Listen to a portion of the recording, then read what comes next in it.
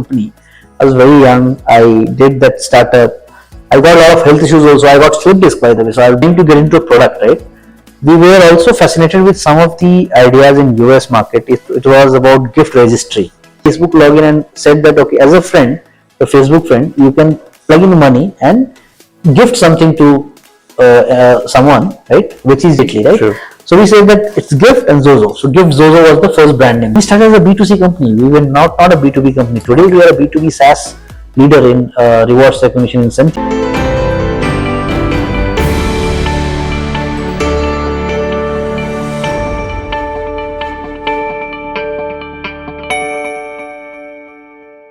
Hello viewers, welcome back to the latest episode of GIBS IRE Talks podcast powered by GIBS Business School, Bangalore, a place where innovation meets inspiration. Well, we at GIBS always believe that there has to be an exposure beyond the four walls of the classroom, especially when you are dealing with the subjects like entrepreneurship. And this IRE Talks podcast is one such platform where you tend to listen to the best of the best entrepreneurs sharing their journey. I feel that's the biggest learning for all of us watching this program. Well, I also heard a lot of entrepreneurs saying, I would credit my journey to my initial employers who employed me and gave me the best of the best, I would say, recognition, I would say support, the moral support and the required exposure, the experience, all of that. And there's always a way to say them thank you. Now, if you also belong to that category, now this is the Sun podcast, is one thing that you should never miss. Well, we have with us today Mr. Abhishek Kumar, the co-founder and CTO of Xoxoday, who has done a lot of innovation in terms of employee engagement, incentives and rewards, which probably is a beautiful word for a lot of the employees. On behalf of all the viewers out there, let me extend a heartfelt welcome to you. Welcome to you, sir. Thank you. Yes. It's my pleasure to be here. Yes, it's our pleasure indeed. I mean, this is something very unique. Before I talk about it, can you take us back to your journey before, maybe your school days, the college days? How was your life back then? So I come from a very small town called Jamshedpur. Tata Nagar is a place in Jharkhand, right? And like any other guy, I had also my dreams. I started, preparing for my IIT. So I'm from IIT Bombay. I prepared for IIT, and even before that, the idea in my mind was that I wanted to do something that will create some name in the industry, right? And I think it is during that time, right, when you are in places like Jamshedpur and all, you look for examples, right? And true, we had a greatest example, right? Jamshedji Tata, right? Yes, the biggest entrepreneur you can think of that era, right? Absolutely. And when you are surrounded by so many examples and such a great personality, right, you always think that maybe I would walk on the path that he did, right, someday, right?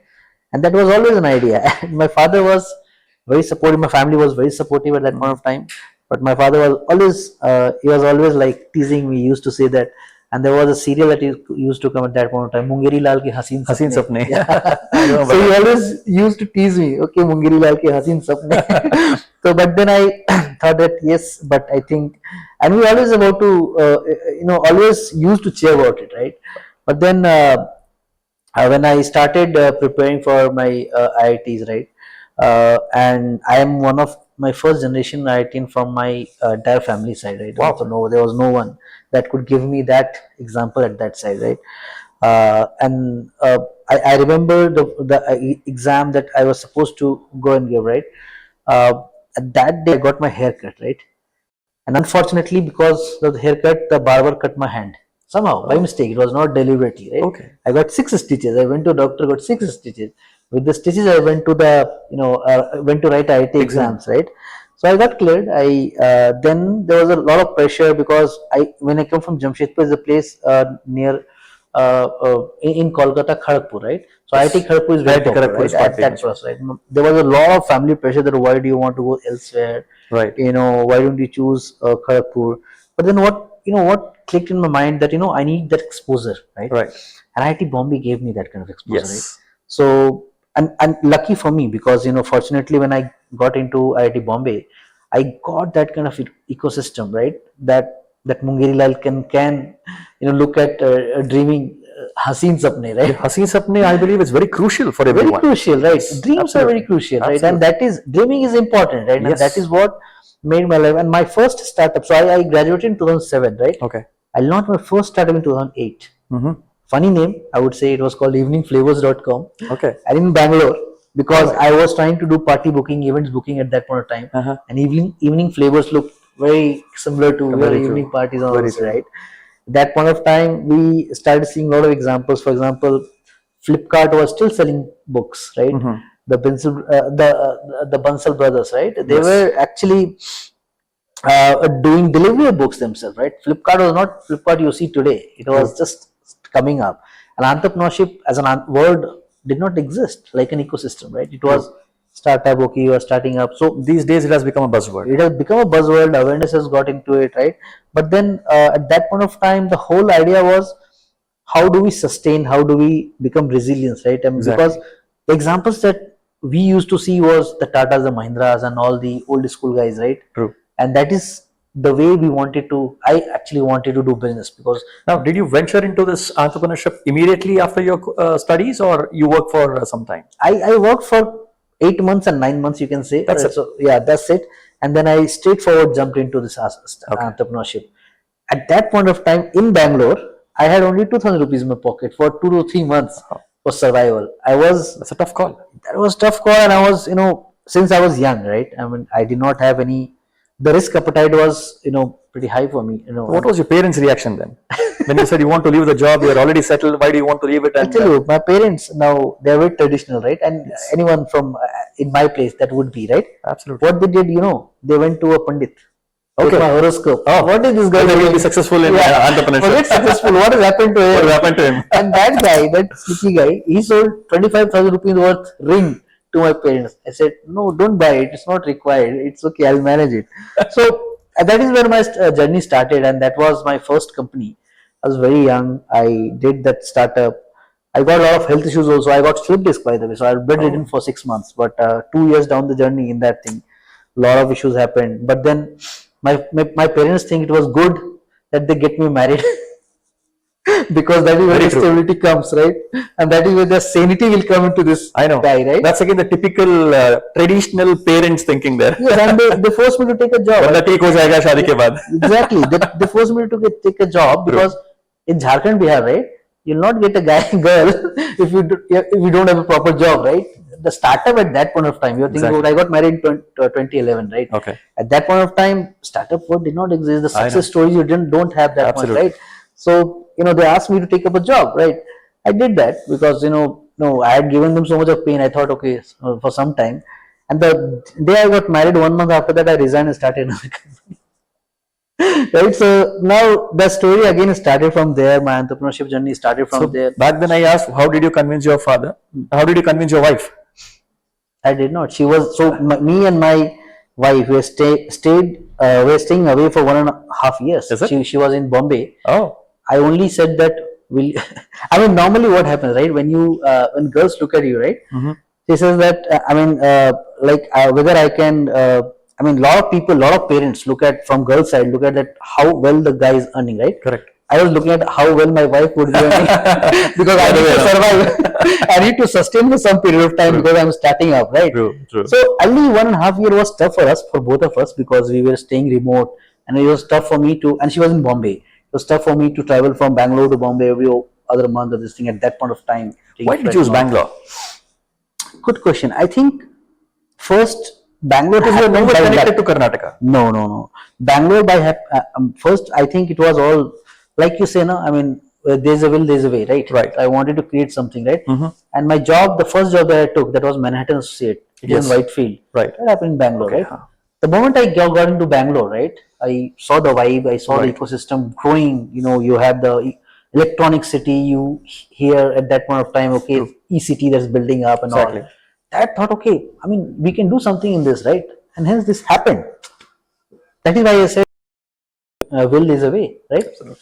So that is where my journey started, and then I met my other founders at Xoxoday, right?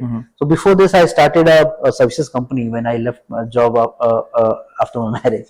That was a healthcare services company, Prudential Technologies, and I was doing a lot of products for US healthcare market, right? Okay. And but this was a service company, right? And I always wanted to move back to a product company.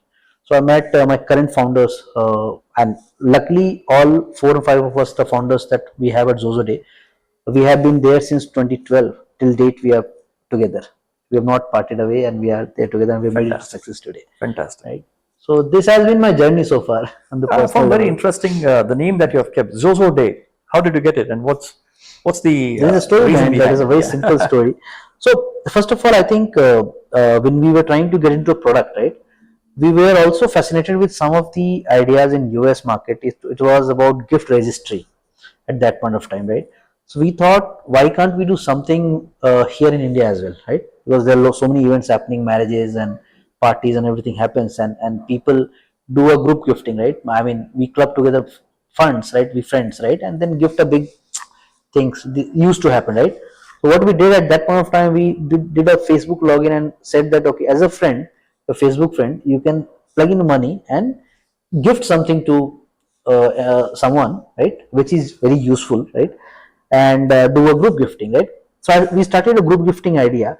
The name was not done, but so what we did, once we were sitting over dinner, right, so one of my partner's wife, right, she coined the term Zozo, and actually XO means hugs and kisses, right.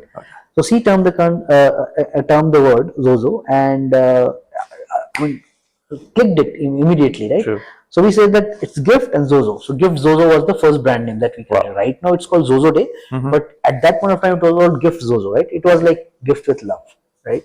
Gifting with love. That is what we started. Yes. And we started as a B2C company. We were not a B2B company. Today we are a B2B SaaS leader in rewards recognition incentive. Back then we were like F&P, Ferns and Petals, right? We were, taking vendor products, putting it on the website and just delivering by using group gifting.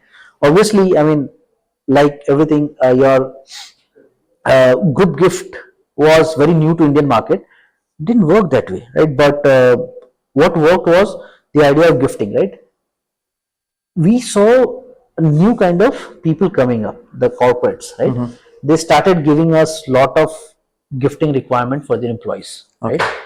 And that is where we thought, why can't we do simply make some kind of systems for them, right, where they are able to put their requirement on the platform, and they don't have to reach out to them and make a system so easily for them to put the requirement, right? True. And that was our first journey to foray into B2B SaaS kind of stuff, right?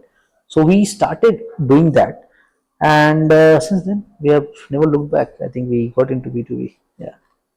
Lovely. I could see, I mean, this is one thing I'm really eager to ask you.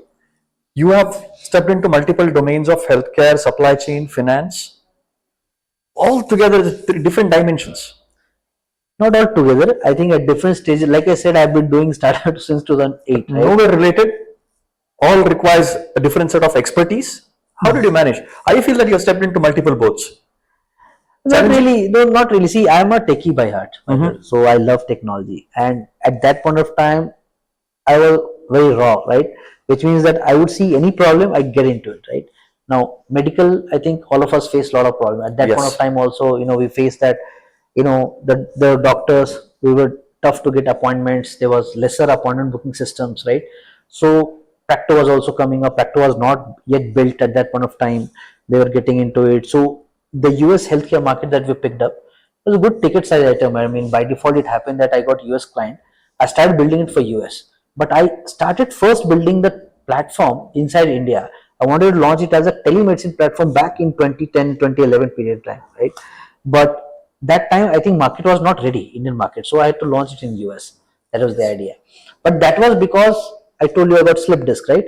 I got into the medical system, right? I looked into evening flavors. Why did it start? I came into Bangalore. I saw the culture. It was party culture. So I think I saw that this was a good idea to get into it. I launched that's a it. real mindset of an entrepreneur. Yes. Find an opportunity in all possible manners. Exactly. Even in Xoxoday, right? Gift XOXO. I'll tell you what inspired this entire journey, right? Like I said, we were at that point of time looking at that lot of companies, right? And that's where like Shopper Stop Yes. and all those things, they were launching their gift cards. Gift cards. Yeah, Yes. remember, right? I remember. So we thought that why are they launching the gift cards? And it was very simple. They were targeting like marriages, gifted to the partner, Exactly. all those stuff, right? So we saw an opportunity over there. We were not gifting experts, right? Nobody is gifting expert, as a matter of fact, right? Every gifting comes by love, by choice, right? So I think we saw that as a bigger opportunity. There was no player, right, who was trying to automate the entire process, right? Every brand was trying to launch their own gift card, right? But I, as a consumer, as a person, right, I thought a problem. Okay, I have to take this gift card. If to gift, I have to go there. I have to go there. I have to go to that brand, take that gift card and send it, right? So I thought, why can't we make a gifting portal itself, right, for the people to explore and buy it easier, correct? True. And that is where it started, and then it stuck to a very good use case of rewards recognition, which has become super important for any organization today, right? For employee engagement, it's the top notch things in the agenda of the HRs, right? Today at present, right? So it took shape with timelines with which we got into. We pivoted our model to suit the market needs, right? So we did a lot of pivoting at that point of time, right? So hence you will see the journey, but everything is oriented towards the needs that I saw in the industry. Yes. Today you will That's very see, important. like we are sitting here, right? We are doing a podcast, right? Today, if you see, the creator economy has boomed, right? True. This could be a new idea. Exactly. Right? If I was not doing Xoxoday, let's say my Xoxoday journey had not been so successful, I might have done a creative economy something, right? True. Very simple. So that is, so for an entrepreneur, I think it's the problem more than his skill set, right? Entrepreneur is a one who solves the problem, right? Simple. Absolutely. That's what I did. Absolutely. Viewers, please note the Hasi Sapne, which triggered in 2012, right? Even before that, I think it was back in 1999. ठीक है. I was a kid. So the Hasi Sapne, which triggered in 1999, the result of which we can see an annual turnover of 2,000 crore plus, That's right. branches in multiple countries. Yes, Could you recollect some game-changing strategies that led you here, sir? definitely. So, back in, like I said, when we were doing F&P kind of model, right, which is your gifting of products, right? The first changer came when we faced the issue of managing the expectations of the customer. For example, let's say you are a client, you are a customer who's trying to buy a vanilla cake for your girlfriend, right? Let's say at that point of time, right, or your wife, right? And it has to be delivered at midnight, right? Now my whole dependency is on the vendor, right? Right. What if he delivers strawberry cake? Correct. It happens most of the time, right? Yes, Most of the time. absolutely. And through this, at that point of time, today it's more sorted because customer expectations and there's a lot of quality check and all those things. At that point of time, it was not there, right? So we got into it and we saw that if we have to solve this problem, right, there's customer expectations, the mismatch from the vendors, and the industry was so fragmented and so disorganized, right, that it would have taken our ages to solve that problem. So we thought of pivoting the idea, right? At that point of time, we thought that rather than having physical goods on our website, we'll just put gift card over all the brands, right? So if you want to gift someone, right, you give them gift card, they will order it themselves, right? So the whole logistic part is on the customer side, not on our side. True. So this was the game changer, right? Yes. Then another game changer came when we launched experiences. Now there's a story for that also. So experience activity in India, Xoxoday was the first player to launch, right? And we learned it from one of the vendor or one of our mentors in Singapore. They had something called Smart Box, which was again like the gentleman's name was John Kuruvilla, and he was launching a box kind of setup for gifting, very nicely decorated box and this thing. And there they had something called in the hot air balloon ride, take a good delicious meal at this thing, dinner, candlelight dinner, all those stuff, right? And we thought that this could be in this reward section and gifting section is a really game changer, right? So we introduced experiences, and where did it stick? We did it for B2C, but we found a good use case in LSAs in B2B. LSA is long service awards, right? So basically, corporates want to give a good experience to their people who are employees who are longer than 10 years or 15 years with them, right? Loyal employees, right? So they more than money, I think this is the experience that matters, Absolutely. right? That is where they found a good use case, right? And from there, I think we started to launch. Let's say we also got some failures. We wanted to do it, right? We tried to do a B2C of experience and activity completely, only that thing, right? That, because we were a B2B company, moving towards a B2B company, I think the mistake that I would like to tell to the users, that don't do B2B plus B2C together. I mean, not a good idea, right? That is what we did, right? And we faltered over there. Then we made a really hard decision that to pick one segment. And trust me, for an entrepreneur, he's an emotional guy, right? True. It's very difficult to choose for both the passionate side, right? Absolutely. Agree with you. So we thought that let's work for business. Let's make a business out of it. And this is where we saw that B2B traction is more credible, good story, and pay, right? People would pay for the service, for the thing that we'll do. We'll solve their problem, they'll pay for it, right? So that was another game changer. So we picked B2B at that point of time, and we started building solutions for companies rather than saying that we are going to be a service oriented company. We wanted to be a product oriented company. So everything we will do a category management through the product, we'll do vendor management through the product, we'll do the logistic management through the product, right? And then we'll also do the rewarding, the nominations. With the product, what came, a lot of requirement came of saying that jury awards, nomination awards, peer-to-peer awards, a lot of things that people started thinking on that, right? People started innovating the idea on top of it, right? True. So we got understood a lot of requirements in this industry, and we, build that on top of it. At the same time, I feel you saw three major disruptions. Correct me if I'm wrong. 2009, we had a global economic crisis. Right? Yes. At the same time, mid 2000 was also the era for India where technology was actually booming. Yes. Right? And the 2020. Yes. The global pandemic. Yes. How did you face these three different scenarios? So good. I think it's a good question, because 2009, actually, I saw opportunity in that era, right? Because everyone was losing job, right? That's the real character of an entrepreneur again. Yeah, exactly. Because everyone was losing job. Yes. Right? I thought, what's bad in trying it myself, right? Maybe I'll just convince my parents, right, that everyone is losing jobs. I might also lose it. Then why not try it to create a job, right? Create a job for myself first, right? Fantastic. So 2009, I thought in a different way. I thought that rather be fearful of the scenario, look at this as an opportunity and start creating something, because everyone is stressed, right? Everyone is looking for some kind of viable solution in the industry. If I can pick one specific need, and build something out of it, I think people will value it, people will like it, and that's what happened, right? That is where my journey started. Now 2020 was a little different, because here I already had built a business in Xoxoday, right? And the lot of companies, for example, what happens, I'll tell you the challenge. Since rewards, recognitions, right, and incentives, these are good to have things, right? Employee engagement activity. If you have budget, you will do it. But if you're in losses, the first thing that you'll cut is the employee benefit part, right? So That's sad. the sad part. But it's a reality. But it's a reality, right? And you have to accept it. And that's what started happening. That a lot of companies started coming back saying that, hey, we want to cut down on the cost of this rewarding, and we want to, preserve our money, all the stuff, right? And we faced that problem. We faced the problem of these things. And then we did a town hall and we said to people, hey guys, this is what is happening. Here is the solution to the problem. We are gonna do the salary half of all the employees and zero salary for the founders. For next 6 months, we took zero salaries in 2020, and employees took 50% cut, straightforward. But we promised them, the moment we get back in the industry, and we didn't fire, by the way, a lot of people were firing. We did not fire anyone, one single guy. We promised them, we will give you back your 50% that you let go with interest. For 6 months. And we did that. Fantastic. So that's how we handled the situation at that point of time, right? So it's all about, like, how do you improvise at that position, right? And that's what we did. Then I'm very sure you don't have attrition problem at all in your company.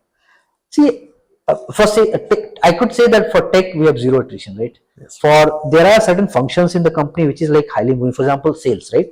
Sales is something which is territorial, right? Yeah. In the territories that you are working on this thing, right? It is. So there, I think the attrition is higher, but not as high as compared to any other organization. We are very stable from that perspective. Very true. Yes. When your policies, your practices are such. Exactly. Right. Yeah.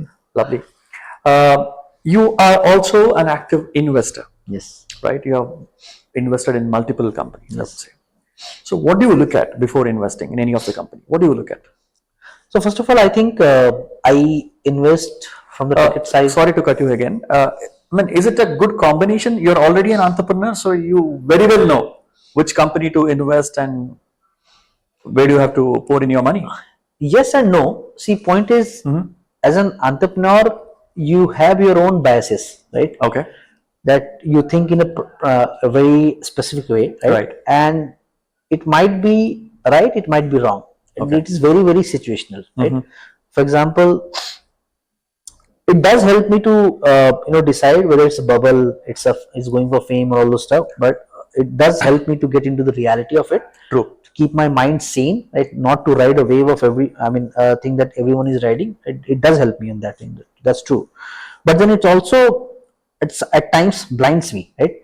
Saying that, let's say his qualities are similar to mine. Let's say I falter here, he's going this direction, I might not be able to do it. But every person is different, right? And a lot of people I have seen, I was trying to explore, did not do, and they did well. It has happened, right?